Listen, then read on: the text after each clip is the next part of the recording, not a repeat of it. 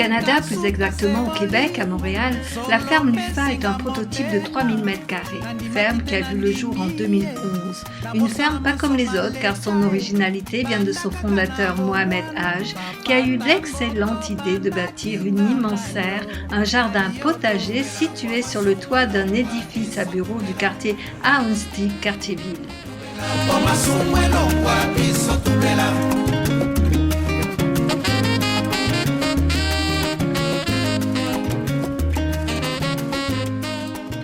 Les escaliers sont la seule entrée pour accéder à la serre.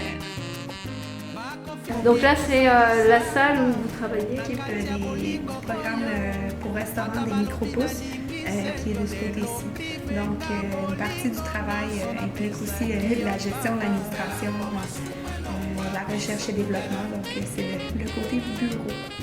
Par mesure de précaution et par prévention, une blouse et des couvre-chaussures sont remis obligatoirement afin d'éviter de transmettre des bactéries et des insectes indésirables. L'entrée dans la serre est un émerveillement, la découverte d'un immense jardin potager sous les toits. En fait, bienvenue dans la première serre commerciale sur un toit au monde. C'est ici à Montréal, dans le quartier Ahuntsic, en face du marché central. C'est une serre qui a été construite à l'automne 2010. La production a commencé à l'hiver 2011, donc ça fait maintenant 2 ans exactement qu'on est en production. Donc vous êtes dans une serre où on voit que c'est en culture hydroponique. Hydroponique, c'est quoi? En fait, c'est que, étant donné, comme vous voyez, il n'y a pas de terre, donc on est hors sol. La culture hydroponique, c'est une culture hors sol qui utilise un corps, un substrat, si vous voulez, inerte ou neutre. Donc, plutôt que de faire ses racines dans le sol, les plantes font leurs racines dans un substrat qui, ici, est la fibre de coco. Donc, c'est une fibre naturelle dans laquelle l'eau circule très bien. Et c'est vraiment, comme le dit le mot hydroponique, donc c'est vraiment l'eau qui vient apporter les nutriments aux plantes. Donc, les nutriments, dans notre cas, ce sont des sels minéraux qu'on retrouve normalement à l'état naturel dans la terre, mais que là, on vient ajouter à l'eau qui circule dans les plantes et qui vient apporter exactement à la plante ce dont elle a besoin. C'est un peu comme la nourriture de la plante. Donc, au-delà du soleil, au-delà de l'oxygène, a aussi besoin de nutriments qui doivent être amenés dans l'eau. Et donc, chaque plant est nourri selon ses besoins. Il y a des insectes qui nous permettent de faire de maintenir un certain équilibre dans la serre. On a aussi des bourdons qui servent à la pollinisation des fruits. Et des fois, on se demande pourquoi les bourdons, en fait, par rapport aux abeilles, c'est qu'ils sont simplement un peu plus calmes. Donc, pour ce qui est de la sécurité des employés, c'est plus, disons que c'est plus sécuritaire. On les voit butiner de fleurs en légumes. Il y a aussi un pesticide naturel qui est la coccinelle. Tout à fait. Donc, c'est ça, je parlais d'insectes nuisibles et d'insectes, de bons insectes tout à l'heure. C'est un exemple typique, dans le fond, lorsqu'on a des problèmes de pucerons, d'introduire des coccinelles aux endroits nécessaires pour justement vaincre la lutte biologique. Étant donné qu'on n'utilise pas de pesticides, de fongicides ou d'herbicides de synthèse, c'est vraiment les insectes qui viennent combattre, en fait, de bons insectes viennent combattre les insectes nuisibles. Donc, c'est ce qu'on appelle des contrôles biologiques. Et toutes vos graines, c'est des graines biologiques, vu qu'on trouve de plus en plus, c'est de plus en plus dur de trouver des graines naturelles. Donc, nous, évidemment, au Ferme Lufa, c'est vraiment... C'est la règle d'or. On n'utiliserait jamais de semences qui ont subi des modifications génétiques. Évidemment, on a un registre de toutes les graines, les semences qu'on utilise. On est très conscient, puis on fait beaucoup de tests, d'essais, mais c'est sûr, c'est un critère de base qu'il n'y ait aucune, que ce soit des semences indigènes qui ne soient pas modifiées génétiquement, ça c'est certain.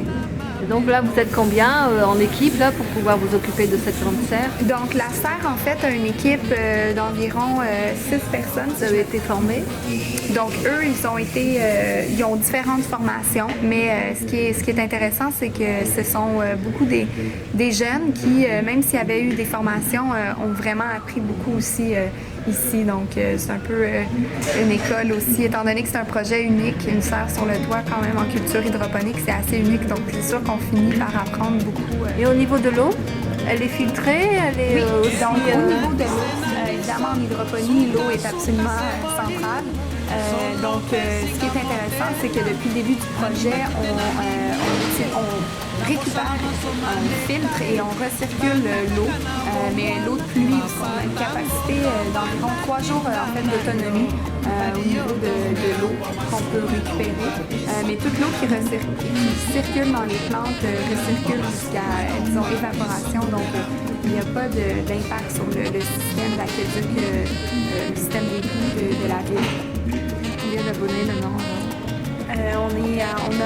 On fait en fait la livraison de 1500 paniers par semaine. Ces tuyaux-là blancs qui traversent les plants sont utilisés en fait pour recréer des microclimats dans la serre.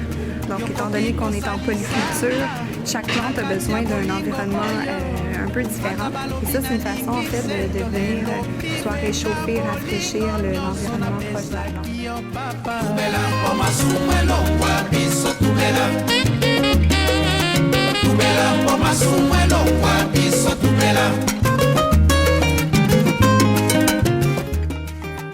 Et au niveau de la ventilation? La ventilation, c'est sûr que c'est important aussi pour tempérer la température de la serre. C'est surtout en été qu'ils sont utilisés. Donc les lampes sont très utiles, surtout en hiver, durant la période hivernale en fait, où les journées sont très courtes. Ces lampes-là nous permettent de prolonger de quelques heures l'ensoleillement, la période d'ensoleillement pour les plantes. Donc à partir de maintenant, pendant le printemps et même jusqu'à l'automne, seront très peu, sinon pas utilisées. Et c'est des lampes, c'est quoi comme C'est lampe? ce qu'on appelle des lampes à sodium qui ont dans le fond, la capacité justement d'apporter aux plantes cet extra-là au niveau de la lumière. En ce moment, on se trouve dans la section un peu plus fraîche de la serre, donc où on fait les laitues. On a de la laitue Boston devant nous, mais on a aussi plus au loin de la bêta-carbe. Au cours de l'année, on peut retrouver aussi de la feuille de chêne, du bok choy, du fenouil, de la roquette, de la moutarde. Donc, c'est très varié ce qu'on peut produire. On est toujours en culture hydroponique et d'ailleurs, on entend le bruit de l'eau qui circule dans les espèces de tubes que vous voyez. Donc, chaque trou peut accueillir une verdure, une laitue, qui est ensuite récoltée très simplement. La germination, ça se passe où? Ça se passe ici ou dans l'autre salle? Donc, en fait, les semences nous achetons les semences, mais c'est un partenaire qui part les plants. Une fois que le plant est arrivé à une certaine croissance, ils nous reviennent dans la serre ici. Ah oui, donc vous prenez déjà à partir des plants. Vous ne faites pas germer vous-même. On ne fait pas germer nous-mêmes, c'est une question de limitation d'espace. OK. Donc là c'est pareil, on a des lumières. Ces lumières, elles sont différentes de celles de là-bas? Non, en fait c'est le même type de lumière. Puis en effet, on voit en ce moment qu'elles sont allumées. Bon, c'est une journée grise, donc l'équipe de la serre a probablement décidé qu'on pouvait bénéficier d'un peu plus d'ensoleillement. Et ça demande combien de litres d'eau par jour pour pouvoir alimenter tous ces plants? Du côté des plants comme les concombres, les tomates et les poivrons, en moyenne, on estime à 2 à 3 litres d'eau par jour par plant. Du côté des laitues, l'irrigation est différente. C'est une irrigation qui est presque en continu, mais c'est un filet d'eau, donc une quantité assez réduite d'eau qui circule. Et comme je l'ai expliqué plus tôt, en fait, l'eau, elle est récupérée souvent de l'eau de pluie, mais dans tous les cas, elle est filtrée. Une fois qu'elle a circulé dans les plantes, elle recircule par la suite. Donc, on l'utilise au maximum. Il n'y a pas de perte. Juste au-dessus, les panneaux qui sont ondulés, qui sont une espèce de matériel qui ressemble au carton. Donc, c'est un peu comme des panneaux de carton ondulés. C'est une technique qui est utilisée pour rafraîchir ce côté-là, ce côté-ci de la serre. Est-ce qu'il y a eu d'autres fermes qui se sont montées, qui ont pris exemple sur vous? En fait,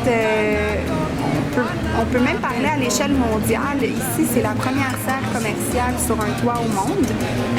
Ensuite, il y a d'autres serres qui existent sur des toits ailleurs dans le monde, on le sait, mais sont rarement assez grandes pour commercialiser leur production. On sait qu'à New York, maintenant, il existe quelques projets qui font la commercialisation des légumes qui sont des serres sur le toit. Mais pour l'instant, on est très peu nombreux, très peu nombreux à être sur les toits, ça c'est certain. On voit plusieurs projets qui émergent ici et là, mais au Québec, on est définitivement la première et la seule. Les micro-pousses sont un produit haut de gamme très prisé par les chefs cuisiniers et par les marchands d'aliments naturels. Le micro-pousse, c'est la croissance d'une plante dans la terre et la lumière. Elles sont remplies de vitamines. D'ici les prochaines années, les micro-pousses feront inévitablement partie de notre alimentation de base. Elles ont l'avantage de se manger fraîches, d'être produites localement et d'être super goûteuses.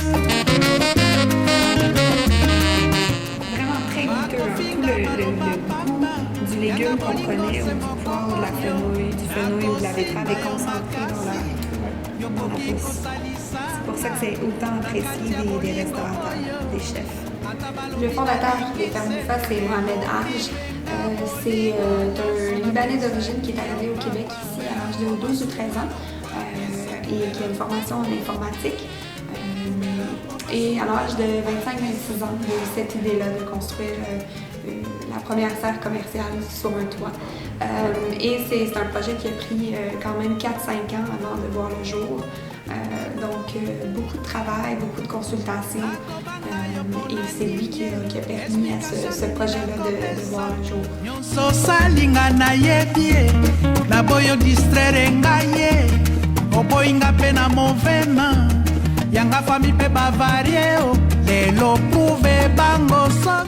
Pour cette raison, on est en train de construire la deuxième serre des Fermes Mufa qui est à Laval, juste un petit peu au nord.